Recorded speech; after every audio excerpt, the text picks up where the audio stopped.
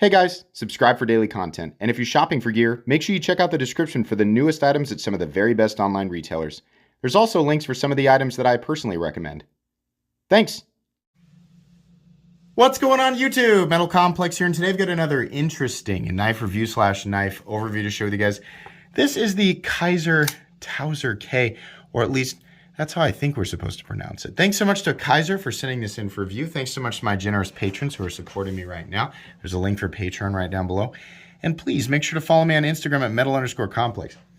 I have no idea if this knife is available right now at the time you're watching this video or not. I will link it right down in the description so that you can check it out if you'd like. Those links are always down there. So you guys had told me when I unboxed this, you said you need to open that knife up. It's got some surprises. A lot of people really like this knife. So I did. This is a really interesting knife, and we're going to talk all about it. But first, let's go ahead and get a measurement of this guy. The overall length of the Kizer Towser K is coming in at about 8 inches with a 3.5-inch blade and just shy of 3.25 inches of cutting edge. How about some size comparisons up against the Ontario Rat Model 1 and the Ontario Rat, Model 2. Missed it there. So there you go. Full-size knife, not quite as big as the Rat 1. How about up against the Spyderco Para 3, PM2 and Para 3. Yeah, kind of an in-between. Again there, closer to the size of the PM2. Last but not least, the Benchmade Griptilian, or in this case, the Ritter Hogue, and its little brother, well, for the video, the Benchmade Bug Out. It's about the same size as the Ritter Hogue. Whoops, I got tape stuck to me. Let's go ahead and do a carry profile check. Wow, look at that action. Seriously. Wow. Yeah, I had to open it up to figure out what the heck was going on in there, because this is unbelievably smooth for how much. It's not that smoothness is a direct indicator of how much a knife should cost, but considering the price tier this is in, this is an action I was not expecting. More on that soon. It's a bit thicker than the Spyderco Para 3. Sorry, we're shaking the camera. A bit thicker. Not anything to complain about, really, though. Length and height up against the PM2 and Para 3. You can see here this is a bit longer than the Para 3, a bit shorter than the PM2. Still nowhere near as tall, even at maximum height. Right? We're still not coming in quite the same height as these with the big camel humps on them. Hardware check. I've definitely been inside this guy. Already took it apart, so I can tell you, but I'm going to go ahead and demonstrate anyway. As per usual, my tools are very inexpensive and very recommendable. You can find them right down in the section of my description that talks about my tools. So the pivot is a T8. I did manage to squeeze in a T9 though. At first I was like, is it actually engaging? All right, I can show you. T9. At first I thought, is it really engaging or is it just sitting there on the surface?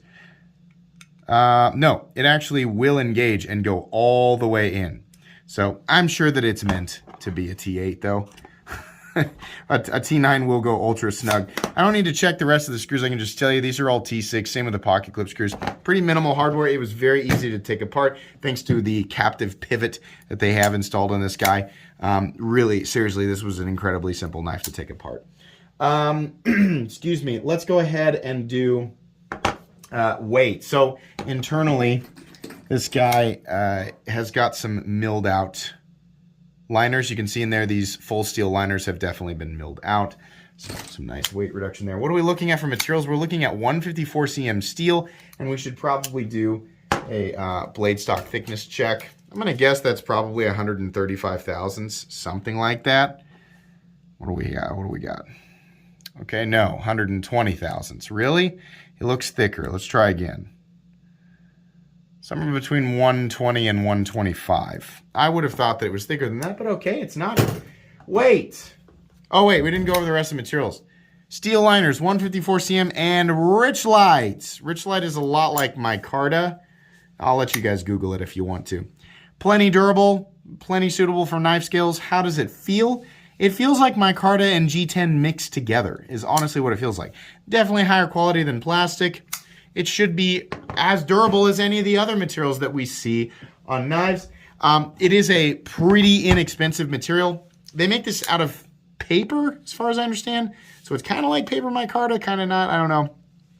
I don't know if you want to get real scientific with it. I'll let you guys Google it. But it's a material that has been around for a long time in the knife world. It's not a new material. plenty durable. Obviously not gonna corrode because it's not a, not the composition is not that of something that can corrode. Anyways, it's fine. Weighs 4.23 ounces, which I think is plenty. Fine ratios. People are going to be a bit disappointed there, but for me, a 4.25 ounce object that can cut things, it doesn't bother me, right? Do what you will with that information. Let's go ahead and get into the meat and potatoes here. Wow, that action is freaking ridiculous. That is really nice. And this is not, okay, well, gravity's kind of helping it out. I mean, it is, obviously, but this is something special. So I got it. I started looking here. I was like, what the heck is going on? Those are the bearings that are sunk into the blade there. And they're actually pretty, the little plastic washers that house the bearings are pretty wide, which I think is probably helping in a couple ways. Number one, I mean, it's really helping with stability. There is no blade play on this thing whatsoever for being stupidly smooth. I was like, okay, well, it's going to have blade play. No, it doesn't. I also took it apart and found that the washers have that staggered bearing setup. So there's an amazing number of bearings on both sides. Most of those washers that, like you see the little bronze, or they're like, well, it's either the plastic material or it's the like kind of, I don't know if they're brass cased or what, bronze. I'm not really sure what, but you see 6 ball bearings on each side, right? So you got a washer on this side, a washer on this side, and they got 6 bearings on each side, right? And they're pretty small. Like if you've seen the ones from Civivi or other, knives that are priced similar to this. This is much bigger. It's a plastic shell, but it's much bigger, and it has the staggered setup, kind of like if you guys have seen the taco bearings on eBay. There's between 15 and 20 bearings on either side. I counted, and then I wasn't sure if I was right because they were so small. It's like 15 to 20 bearings per side. So we have an incredible amount of stability and a lot of surface contact, and everything is done very well. So the action is ridiculous. Very smooth. Now, a lot of people are going to say, that's so exposed if I get dirt and debris in it. I mean, yeah, but at the same time, listen, I've used so many knives in dirty environments, and some of them have bearings and some of them have washers. I've never, and I don't mean dirty like, I am digging in the sand with my knife, right? That's stupid. But if you do work in an environment where sand or something like sand is likely to get into the pivot, anything with bearings is probably not going to work. If you do general outside, like if you, I don't know, just if you work in an environment where dirt and debris are not constantly trying to, or being, the internal pivot system is not constantly being exposed to debris of that nature, right? If that's the case, you don't want bearings. You want nylon or phosphor bronze or something similar, right? But if you're just like working outside doing generic stuff, it's going to be fine. In fact, a lot of times bearings will actually turn that stuff and kick it back out of the pivot system.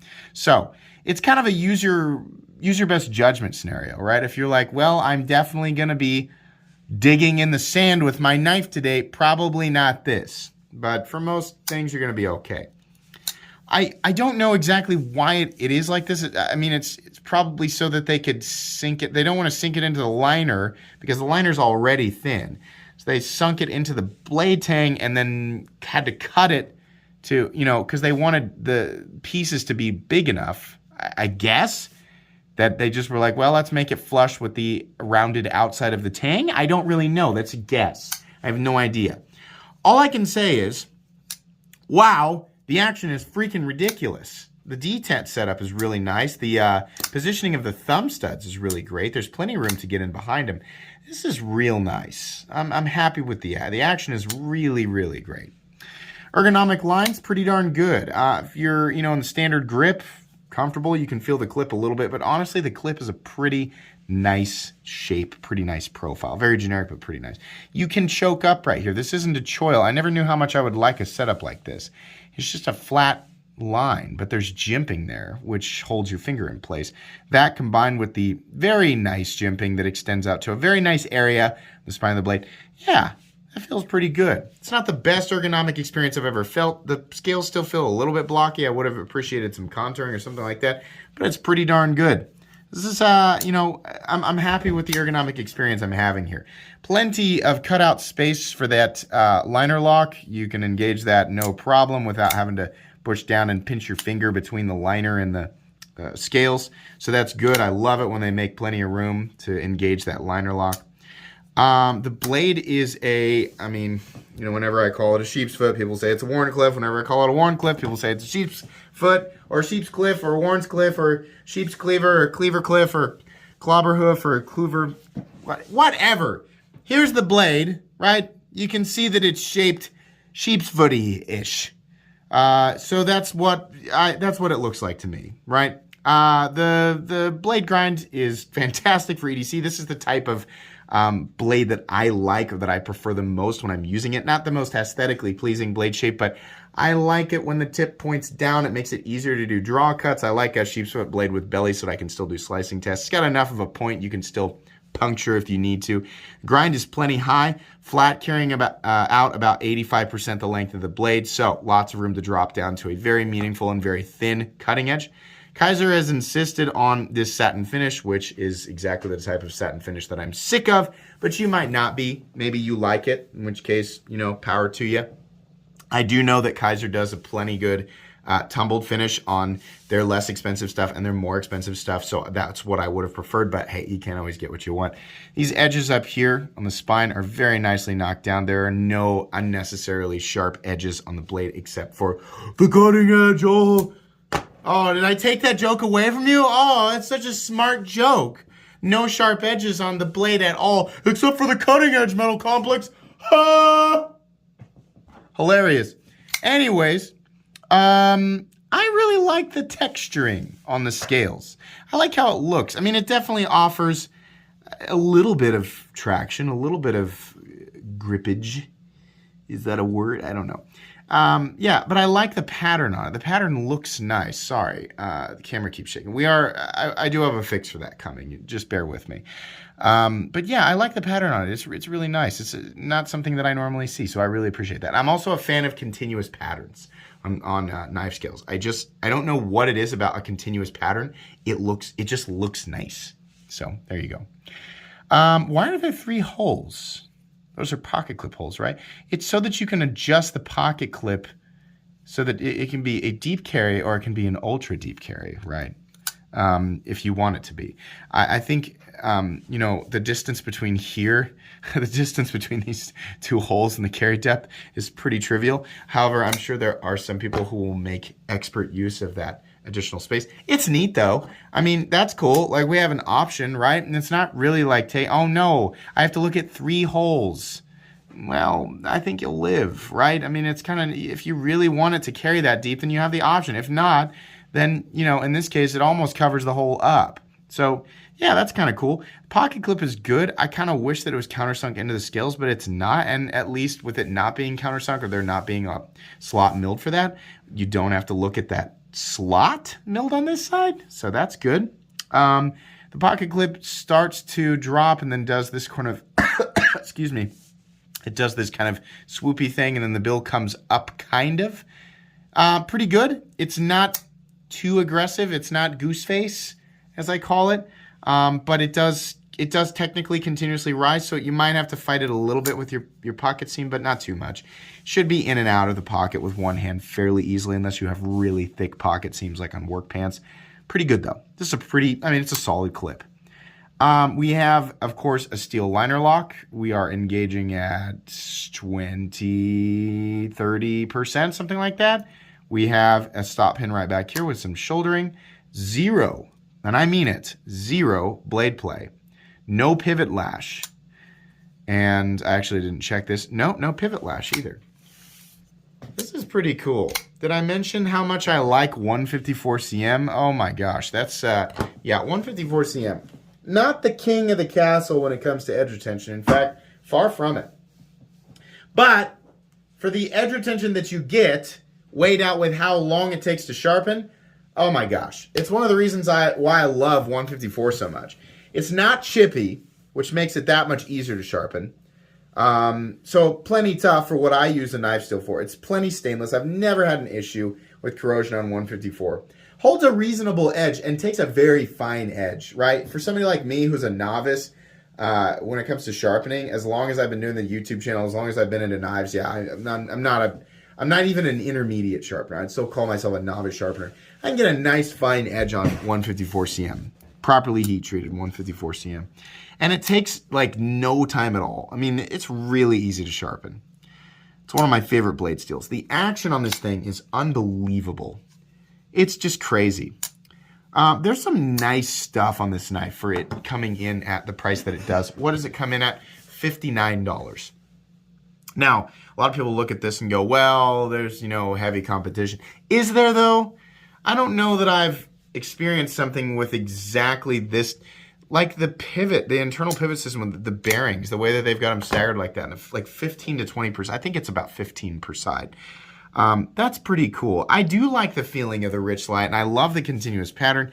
The blade grind is awesome. 154 cm steel, no matter who it's made by, at the $60 territory, that's plenty welcome. This is a really, really good budget knife. And yes, I said budget knife. A lot of people say, oh, it's not a budget knife because budget is this price. Think whatever you want. On this channel, it's 75 or less. Go back 3 years and watch my content about budget knives and ask me then, right? Ask me while you're watching my content, and you know that I can't actually respond because it's, a video from the past. So listen, I guess is what I'm saying. I define it the same way.